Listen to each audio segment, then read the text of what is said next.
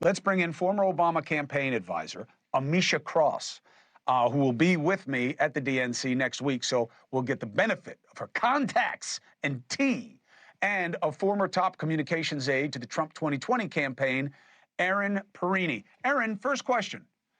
How is it Perrine when it ends in an E? What kind of name is it? It's French. And it's Perrine that way. Yeah. I thought you were like one of make it mine complicated. and hiding.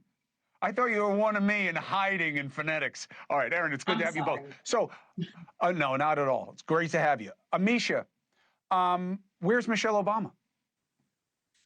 Michelle Obama is obviously going to make an appearance. She's not listed on this mainstay conversation, honestly, because she has never held political office. I think one of the things that we're looking at here is individuals who have been known and shown to bring votes, and they're trying to bolster not only the Obama coalition, but also the coalitions that Democrats have enjoyed for quite some time at this point, in addition to this new invigorated ticket. So I do believe we're going to see a lot of Michelle Obama. She's currently not listed on this scheduled speakers list because they're focusing on those who have held elected office before. But I definitely think that she's going to be a very big part of this. And it would be crazy not to. Chicago is actually her hometown. Yeah. Or is she mitigated, not because she's not an elected, but because she stands in stark contrast to Kamala Harris as a second choice if you wanted your first black female president? I think the only people who are prognosticating about the chances that, or the idea that we would see a Michelle Obama candidacy are Republicans. Democrats have known for a long time that she doesn't want to run. She's been saying it for years.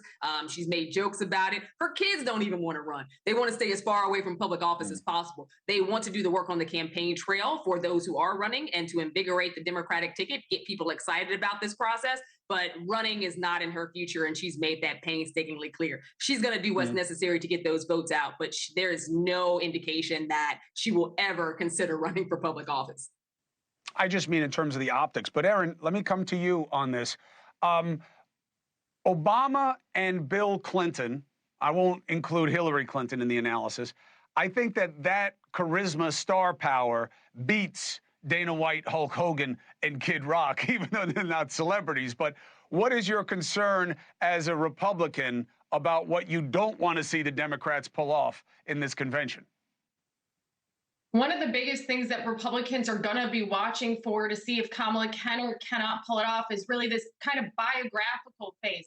How much more are they going to be able to make her likable when right now she's really on the rise very highly in polling? What you're going to see in this Democrat convention, just based on the little bit of information that's out right now, because it is under such lock and key, is it's going to be celebrate Joe Biden night on Monday, and then you're not going to see him the rest of this. And it is going to pivot very heavily to laying out the groundwork about who Kamala is and why she becomes the next generation of Democrats. The bigger question here is, who are they bringing on during the day to do daytime speeches? The RNC, they used it for family members of fallen soldiers. They used it for the 13 members who were killed in Afghanistan, service members killed in Afghanistan. They used it for families who lost people to drug overdoses and school teachers. What's that message? And is it going to drive Kamala further to the left or more toward the middle? Because the policy proposals we've seen in the last day and a half are certainly bringing her further to the left than the moderate that she is being played up as a lot in the media. So I believe they've made it kind of easy for you, Ameshia, in terms of this, playing this commie card. I think people are sick of the name calling. I really do. I think it's, the byproduct of so much media now is that you do get oversaturation. So what do you believe the Democrats need to counter with in terms of who they're laying out as constituency and what they're laying out as message?